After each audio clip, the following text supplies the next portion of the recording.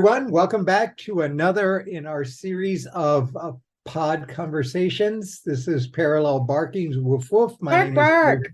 is. Wait. I haven't finished woofing. These young pups, they're just so eager. Yeah, Which get is used to it. actually the subject, and they have to be disciplined for outrageous behavior, which is the subject of our discussion today.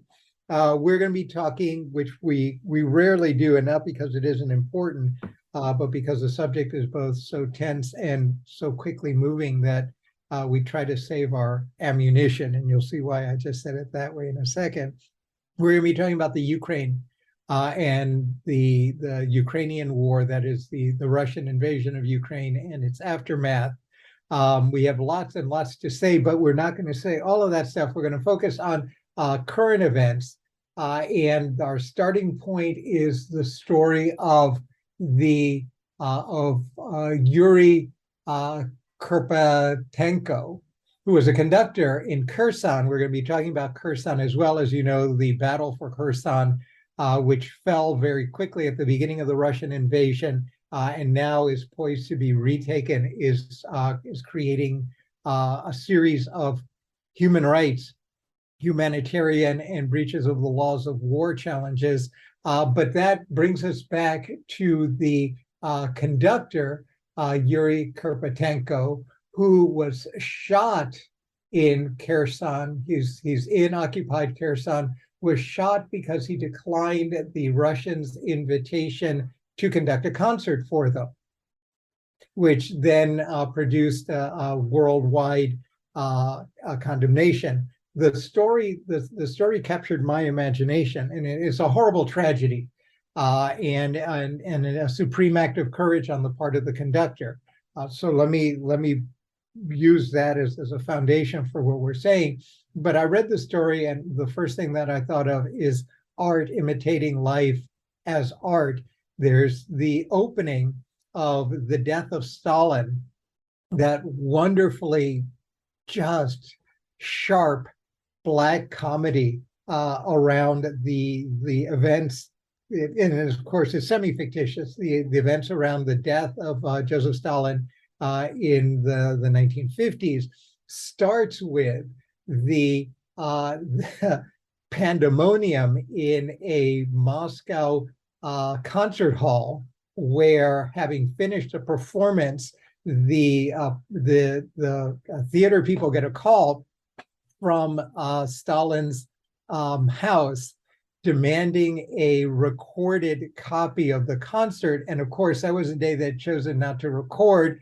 And in fear of being shot or sent to the gulag for displeasing the Russian, the pinnacle, the core of leadership of Russia at the time, all sorts of Black comedy hilarity ensued, because people didn't want to get either shot or taken away. And one has a sense that sensibility, which was quite dark, and one would think confined to the middle of the last century, appears to remain fairly strong cultural, or retain a strong cultural resonance, at least within the culture of the armed forces in occupied Kherson, because we might as well be doing the next iteration of this play. For those of you who haven't seen it, The Death of Stalin is well worth watching. But here you have this poor guy, and and of course, like everything else involving the Russian invasion, this just adds to the now hundreds of investigations that may eventually produce war crimes or war crimes tribunals, either in The Hague or criminal actions, assuming that the Ukrainians are in a position at the end of all of these things to bring people to justice for violating, in this case, probably a page and a half worth of law. And it was actually quite tragic, but for the campaign, sort of par for the course. And I was wondering, the interesting thing here is there was the usual consequence, that is, people decried this and people were upset in the newspapers for 15 seconds. But the war itself, the invasion, has been of such a character that this now becomes a sort of expectation of Russian conduct or Russian military conduct, ones that will be decried, but that no longer produces, it produces outrage and it produces anger, but it no longer produces surprise. These are the kinds of things that now one expects. And then one has to ask oneself, or at least I ask myself, if that's where we've gotten between February and October, where we now expect these kinds of atrocious behaviors, why is it that we continue to view this as a baseline expectation that calls for absolutely no response from the rest of the world community other than hand-wringing, clutching of whatever thing it is that one clutches nowadays, and the transfer to some extent of money and other things, leaving it to the Ukrainian people to deal with this. You know the answer to that because they'll call it what it is, what they want to call it when it's convenient to them. Well, but this would be outrageous in any scenario.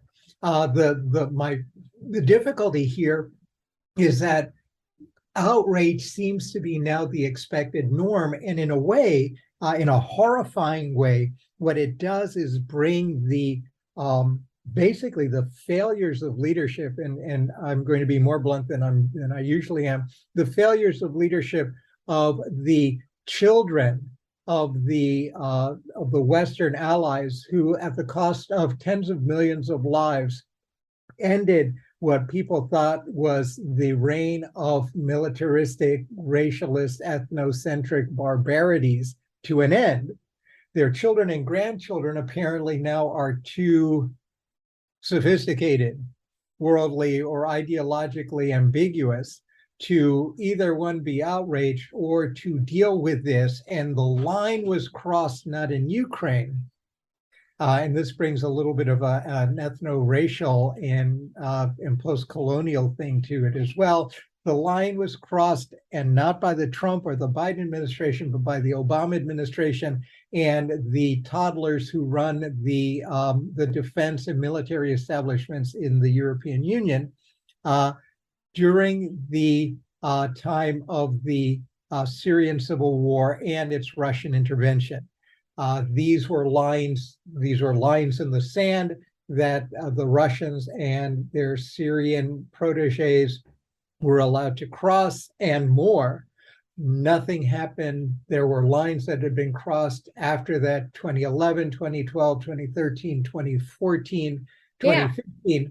And so it should come as no shock then. Yeah, that's what I was going to say. Like, basically, history has made it so that people have become numb to it. History just, I mean, it's kind of, I want to say like it's like guns in the US, but not really. I mean, kind of, but it's like that concept. Well, there's even a worse point. And the worst point is global society, especially those who are charged with maintaining global order, and for better or worse, that's the obligation that the victorious allies undertook in 1945, and they have since ceded, believing that pressing buttons in little video games that produce horrible explosions with respect to which they have no direct connection somehow absolves them of either responsibility or the need to make sure that what they're doing is justifiable and honorable and the like. But I think they've been debating that ever. I don't know. I think there have been sides debating what the position should be. The consensus has always been, certainly since the disintegration of Yugoslavia, that the limitations of the responsibility of the people who constructed the post-1945 world is limited to push buttoning, to lecturing, Oh, no. I mean, like what the role should be, not what their abilities are. Oh, yeah, it's a little late in the day to do that unless one is willing to concede it. But the point here, though, is that the reason that one can draw a line, and the Russians certainly and not unreasonably can draw the line between Syria and Ukraine, saying, hey, you had no problem with me doing all kinds of horrible things in Syria, basically leveling cities, using migrants as weapons, and even more atrocious things, all of which they deny, of course. You had no problem with us doing this in Syria. Why are you complaining now when we're doing the same thing in Ukraine? I thought this was okay. You had no problem with it. And that goes back to something else. So, and I hate doing this, but it drives home the point. The Germans didn't invent concentration camps. One saw them first with horrible effects during the Boer War in South Africa. And one saw them even worse in terms of euthanasia, with the management and movements of people and their killing in German Southwest Africa at the beginning of the 20th century. None of those things made much of an impact on anyone, and it creates the expectation, well, we can do this, so why can't we do it again? And then all of a sudden, the horror, well, it was okay. The horror becomes really problematic. So either you're going to have to argue, well, it was okay to do it over there, but it's not okay to do it over here, which is horrible, because there really should be an equivalence of horror here. It doesn't matter whether you're Syrian or Ukrainian, or whether you're a Boer or an indigenous African, stuck in one of these camps in the late 19th century versus in Europe. But you can do that, or you can say, well, the amplitude, I guess, of the thing you're doing is much worse here. But that becomes that's equally horrible as an excuse for choosing when you're going to tolerate something and when you're not. And here, we have developed systematically a tolerance of the intolerable in ways that should make people ashamed. Shame, however, seems to be a commodity, the value of which has decreased either in its intensity or in its production over the last 10 or 15 years. So here we go. We have the Conductor, and who is just yet another pinpoint in a series of barbarities, most of which has produced nothing more than the usual, now probably on a macro, in the press organs of the West, decrying it, and we move on. But we'll see what happens, because the cornucopia of horrors in Ukraine is only growing. The latest version of them, and I won't go much further than this, is to note the way in which the friends of Ukraine have been somewhat cold-blooded, and I use the term cold in more than one sense, with the Russian campaign now to knock out effectively the capacity of the Ukrainians to supply its civilian population with heat and electricity with winter coming. And then, of course, the latest, since we started with Kherson and the execution of this Conductor, the use of the threat to blow up the dam there and cause a tremendous amount of damage immediately before winter sets in, to I guess limit, prevent, or to cause pain for the likely recapture of the city by the Ukrainians. And so we have a really interesting situation, and of course, you can't look at these things in isolation. I've kind of No, this is this is all part of the war. This is, well, no, let's expand our view even further. I pushed you back into history. to note that giving something permission in one case makes it much harder to take away permission in another, especially when you fail to do your duty or to protect the integrity of the rule system you yourself set up. Right, but we also see it in other contexts as well. So when we're looking at this, we're looking at the way in which governments seem to be able to act with a certain amount of impunity. We talked about this, I guess, a week or so ago in the context of what wound up producing the explosions in Iran. Right there, the breakdown in and it's extraordinary as we become more and more wed to the notion of law-based systems, the extent to which we tolerate impunity within the law by creating these spaces of interpretive unaccountability is just extraordinary.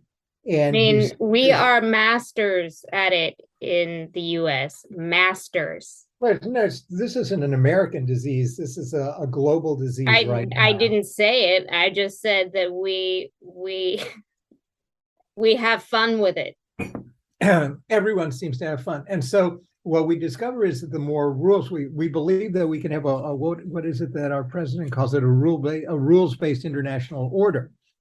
But everyone had rules. The Soviets Yeah, had, and everybody's going to US look have at rules it for everything. differently. Yes, people see the same word in 300 different ways. It's Right. never going to be the same. And what the rule does is create a textual space behind which those who apply it have the impunity Exactly. They will apply it any have way they want. so this is the proof that I was able to do this. Thank you. This is, yeah, I mean, oy. Right. And so here we go. It's not clear where this is all going. At least some people continue to wish the Ukrainians well. Other people are sitting and watching this as a spectator sport and then calculating its net effects on their own issues, or working very hard to distinguish their issues from those. But they're all playing with fire. India remains neutral in a lot of ways. That may change when China decides to make good on its claims for a good chunk of northern India and invades. Then all of a sudden they're going to wrap themselves in the language of righteousness, which they rejected when it was deployed by the Ukrainians. And at that point, I mean, do you really think that's imminent though? I no, mean, nothing is imminent. I feel like China's more concerned about its own economic growth right now. No. The hypothetical was merely one to suggest that Ukraine is not unique in the context of territorial disputes. Not that they're going to happen tomorrow. Right. It may never happen. Although it's been flaring off and on, usually fist fights, knives, and a couple of guns, and then everyone comes down. But it's there, and it's there all over the world. So we'll see. The point though where we started, and where I'll end with this, because you promise we can go well. Is that a couple of things? One, the Russians appear to be emboldened by the kind of abstract stance. Yes, they seem so ballsy lately. That the supporters of Ukraine have taken, and that appears to provide them with the space they need to do whatever they want and then be contrite later, likely with the idea that since the rules-based international order that we have subscribed to now tends to abhor collective punishments, and rightly so, that what the Russians can do then is negotiate, should they lose, the bodies of however many tens of thousands of people who actually committed these horrors to a judicial system, and then that will be the price that is paid. It'll likely be more than that, but that's kind of the idea. And so in the process, of course, they may be willing to do that if what it does is heighten the likelihood that they're going to get at least some of what they wanted when they recklessly invaded the territory that was not their own in February. They're going, oh yes, they're not going down without a fight. But it's not only without a fight, they're going to bargain all the way. And there's no, my gut tells me that the reason that they can do all of this is that all it does is change bargaining stances. And I suspect that they really do believe that at the end of the day, given the stance of the allies of the Ukrainians, that the Ukrainians, they believe, will be forced to part with something for peace. And Right. It's not as if the allies are making it easy for Ukraine to. well, no, and they've made it very clear. And you've got a lot of people in a lot of countries all over the place, from the borders of Ukraine all the way to the Pacific in both directions. A lot of people, whatever the state's official position is, who are desperate to go back to the good old days of dealing with their Russian counterparts so that they can make money. And if it means requiring third parties, in this case, the Ukrainians, to part with something that's dear to them, Yeah, well, let's that's just the play way this the cookie down. crumbles. Let's play this And I'm down a not little gonna, bit. I need to make some money. yeah, I'm not gonna name names or countries or large multinationals that are embedded. Corporations or people. It's not just them. It's the remember that corporations are also tax engines and employment engines, and therefore stability engines within a domestic context. So the thing gets complicated very quickly. It's very dangerous to just, surgically excise one of a set of integrated stakeholders in corruption, and in this case, the corruption of the international law of state integrity and war, and then kind of put it all on them. You can't. There's a lot of blame, integrated blame to go around here. But that's all I got. May this conductor find in whatever heaven, hopefully there is, an eternal orchestra that can make celestial music for eternity. But I suspect that before this is all over, we'll be back to this again. Woof woof. Bark, bark. Thanks, everyone. We'll talk to you later.